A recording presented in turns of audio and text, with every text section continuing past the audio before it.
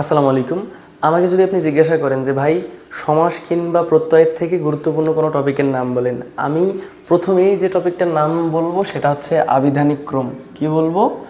আবিধানিক ক্রম। এই আবিধানিক ক্রমটা থেকে প্রতি বছর প্রায় ঢাকা বিশ্ববিদ্যালয় সহ সব বিশ্ববিদ্যালয়ে সব ধরনের চাকরির পরীক্ষায় প্রশ্ন আসে, কিন্তু এই জিনিসটা খুব সহজ, কিন্তু আমরা বুঝি না। আজকে আমরা আলাপ আলোচনা করব।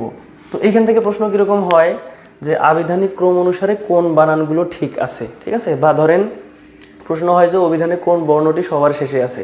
আমরা টুক করে দেখি যে ও মা চন্দ্রবিন্দু আছে, ঠাস করে উত্তর দিয়ে দিই, ঠিক আছে? কিন্তু এটা সাথে সাথে ভুল হয়ে যায়।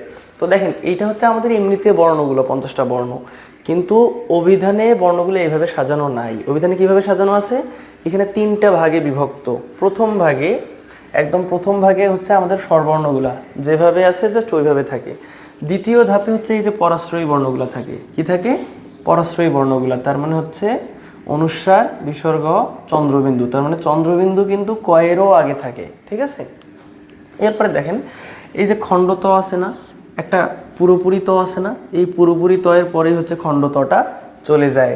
অন্তস্তীয় একটা আছে না, অন্তস্তীয় জ, এই জয়ের পরে কিন্তু অন্তস্তীয়টা চলে যায়, ঠিক আছে? এরপরে হচ্ছে ডয় বিন্দু র, ঢয় বিন্দু র, এগুলো কোথায় যায়? এই যে ড এর পরে ডয় বিন্দু র, ঢ এর পরে হচ্ছে ঢয় বিন্দু র, ঠিক আছে? তার মানে অভিধানে সবথেকে শেষে যে বর্ণটা থাকে সেটার নাম হচ্ছে হ। অভিধানে কিন্তু সর্বশেষ চন্দ্রবিন্দু থাকে না। কি থাকে? থাকে হচ্ছে হ। আসেন আমরা এখন কিছু এক্সাম্পল প্র্যাকটিস করি। আমি ধরেন বললাম খদ্দর ক্ষতি খবর।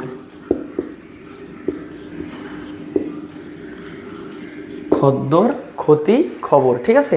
অভিধানে এই 3টার মধ্যে কোনটা আগে থাকে? দেখেন তো, এখানে শুরুতে কি আছে? খ। এখানে আছে ক্ষিয়, এখানে আছে খ। তো আমরা একটু এইখানে নজর রাখবো, কয়ের ইমিডিয়েট পরেই হচ্ছে ক্ষিয়টা হয়, ঠিক আছে? অভিধানে কিন্তু কয়ের পরে ক্ষিয় আছে, তারপর হচ্ছে কি আছে? খ আছে। কারণ কি, এই যে ক্ষিয়টা বা যুক্ত খটাকে ভাঙলে আমরা কি পাবো? ক যোগ স। কটা কিন্তু হচ্ছে আলটিমেটলি ক্ষয়ের আগেই আছে, তাই না? এই জন্য কয়ের পরে কি আছে? ক্ষিয় আছে। তো দেখেন, এখানে হচ্ছে খ আছে, এইখানে কয় খ আছে, তার মানে ক্ষিয় আছে, আর এখানে হচ্ছে খ আছে। তাহলে এই 3টার মধ্যে কোনটা আগে হবে? এই 3টার মধ্যে তাহলে, এই 2টার মধ্যে তাহলে কোনটা আগে হবে? খ আগে হবে নাকি ক্ষিয় আগে হবে? আগে কিন্তু ক্ষিয় হবে। তার মানে এটা 1 নম্বরে চলে গেল। এখন এই খ আর এই খ, দুই জায়গাতে খ আছে, আমরা কিন্তু মিলাইতে পারতেছি না যে কোনটা আগে হবে। তাহলে আমরা যে কাজটা করব, পরের বর্ণটাতে চলে যাব। পরে কি আছে? এখানে দ আছে, এখানে আছে ব। এখন দেখেন তো, দ আগে নাকি ব আগে? এই যে হচ্ছে দ আর এই যে হচ্ছে ব।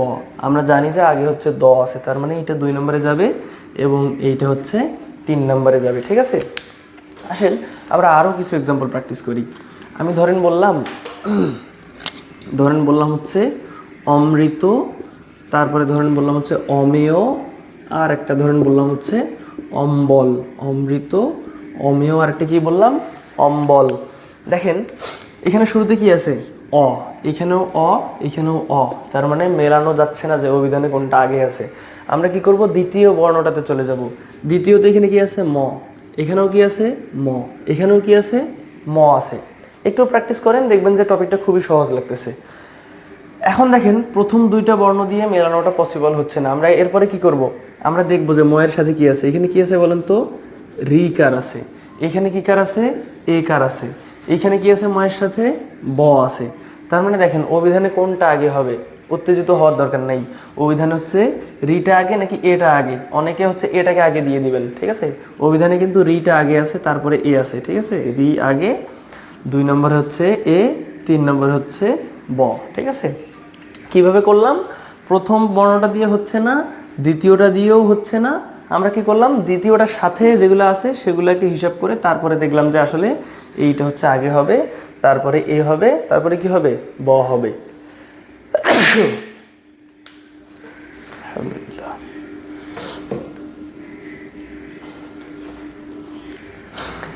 এরপরে আসেন আমরা আরও 2-একটা এক্সাম্পল প্র্যাকটিস করি। আমি ধরে লিখলাম বাস বিবর্ণ বনলতা। বাস বিবর্ণ, আরেকটা লিখলাম হচ্ছে বনলতা। একেবারে কমন সেন্স ইউজ করে বলেন তো যে অ আগে নাকি আ আগে? আমরা সবাই জানি অ আগে, তাই না? আমি যদি বলি ব আগে নাকি বা আগে নাকি বি আগে, এই তিনটের মধ্যে কোনটা আগে হবে বলেন তো? যেখানে কিছু নাই মানে অ আছে এটা আগে হবে, এখানে আকার আছে এটা পরে হবে, তারপরে হচ্ছে কি বি আছে এটা হবে, তাই না? তো দেখেন এখানে প্রথমে কি আছে বা, এখানে আছে বি, এখানে আছে ব, বয়ের সাথে এখানে কিচ্ছু নাই, তার মানে এটা হচ্ছে 1 নম্বরে হবে। বয়ের সাথে আছে বা, এখানে আছে বি, আ আগে নাকি ই আগে? আমরা সবাই জানি আ আগে, তার মানে এটা হচ্ছে 2 নম্বর, এবং এটা কয় নম্বরে যাবে? এটা হচ্ছে 3 নম্বরে যাবে। কিভাবে করলাম? বয়ের সাথে কিছু নাই, আমরা আগে প্রথম বর্ণটার কাজ শেষ করব, তারপরের পরেরগুলা। এখানে আছে ব, এখানেও আছে ব, এখানেও আছে ব, এখানে বয়ের সাথে কিছু নাই মানে হচ্ছে অ আছে, এখানে বয়ের সাথে ই আছে, এখানে বয়ের সাথে হচ্ছে আ আছে। এই তিনটার মধ্যে আমরা জানি যে অটা আগে হবে, তারপর আটা হবে, তারপর কি হবে? ইটা হবে। আসেন আমরা আরও কিছু প্র্যাকটিস করি, এই টপিকটা থেকে প্রশ্ন আসলে কোনোভাবেই মিস করা যাবে না, ঠিক আছে? আমরা ধরেন লিখলাম যে চাঁদা, চানা, তারপরে ধরেন চালা, আরেকটা ধরেন লিখলাম হচ্ছে চাটি, চাঁদা, চানা, চালা, চাটি। এখন দেখেন এটা কিভাবে করব। আমাদের প্রথম কাজ কি? প্রথম বর্ণটাতে কি আছে এটা দেখা। এখানে চ আছে, এখানেও চ, এখানেও চ, এখানেও চ, হচ্ছে না। আমরা কি করব? প্রথম বর্ণের সাথে কোন কার আছে সেটা দেখব। এখানে আছে আকার, এখানে আছে আকার, এখানেও আকার, এখানেও আকার, তার মানে এগুলো দিয়েও মিলতেছে না। এখন আমরা কোথায় আসব? দ্বিতীয় বর্ণ কি আছে সেটার উপরে। এখানে দেখুন তো চয়ের পরে কি আছে? চন্দ্রবিন্দু। এখানে চয়ের পরে কি আছে? ন আছে। এখানে চায়ের পরে কি আছে? ল। আর এখানে চায়ের পরে কি আছে? চন্দ্রবিন্দু। এখন দেখেন এই যে ন বা ল এগুলো আগে হবে নাকি চন্দ্রবিন্দুগুলো আগে হবে? দেখেন ন বা ল কোথায়? এই যে ন, তারপরে এই যে হচ্ছে ল, আর চন্দ্রবিন্দু কোথায়? উপরে। তার মানে নয়ের অবশ্যই আগে কি হবে? চন্দ্রবিন্দু হবে, তাই না? তার মানে হয় চাঁদা অথবা চাটি, এই দুইটার মধ্যে একটা 1 নম্বরে যাবে, তাই না? আসেন কোনটা আগে যাবে। দেখেন চন্দ্রবিন্দুর পরে এখানে কি আছে? দ। চন্দ্রবিন্দুর পরে এখানে কি আছে? ট। তার মানে ট আগে হবে নাকি হচ্ছে দ আগে হবে বলেন তো? ট আগে। তার মানে চাটিটা হচ্ছে 1 নম্বর, তারপরে চাঁদাটা হচ্ছে 2 নম্বর। এখন আসেন চানা আর চালা, ন আগে নাকি ল আগে বলেন তো? ন আগে নাকি ল আগে? আমরা জানি যে নটা আগে, তার মানে চানাটা হচ্ছে 3 আর চালাটা হচ্ছে 4। আমি একদম শুরু থেকে একটু বলি, চা দিয়ে সবগুলাই আছে, মানে চা দিয়ে সবগুলা যদি থাকে তাহলে চা দিয়ে আমরা বুঝতে পারবো না যে কোনটা আগে আছে। তাহলে আমরা কি করব? সবগুলার পরে মানে দ্বিতীয় বর্ণটা দেখবো। এখানে দ্বিতীয়তে আছে চন্দ্রবিন্দু, এখানে দ্বিতীয়তে আছে ন, এখানে আছে ল, এখানেও আছে চন্দ্রবিন্দু। তার মানে এই দুইটা আলটিমেটলি পরে চলে গেল, এই দুইটার মধ্যে কোনো একটা ফার্স্ট হবে, তাই না? কোনটা ফার্স্ট হবে? চন্দ্রবিন্দুর পরে এখানে আছে ট, আর চন্দ্রবিন্দুর পরে এখানে আছে দ। তার মানে এইটা ফার্স্ট হবে, এটা সেকেন্ড, এটা হচ্ছে থার্ড, এবং এটা হচ্ছে কি লাস্ট, ঠিক আছে? আসলে আমরা আরও কিছু প্র্যাকটিস করি, তাইলে হচ্ছে আমাদের প্রস্তুতিটা আরও গোছালো হবে। আমি ধরেন বললাম হচ্ছে চলতি, চর্চা, চাকু। কি বললাম?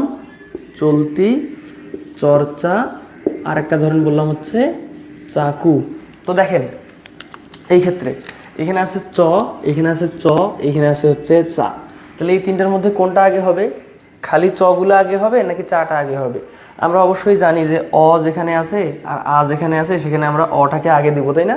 তার মানে চগুলোর মধ্যে ফার্স্ট সেকেন্ড হবে কেউ একজন, আর চাটা অলরেডি হচ্ছে 3 নম্বরে চলে গেছে, ঠিক আছে? তো দেখেন চলতি আগে হবে নাকি চর্চা আগে হবে? চয়ের ইমিডিয়েট পরে এখানে কি আছে? ল আছে। আর চয়ের পরে এখানে কি আছে? এই যে রেফ, রেফ মানে তো র, তাই না? এখন দেখেন তো র আগে নাকি ল আগে? র আগে নাকি ল আগে?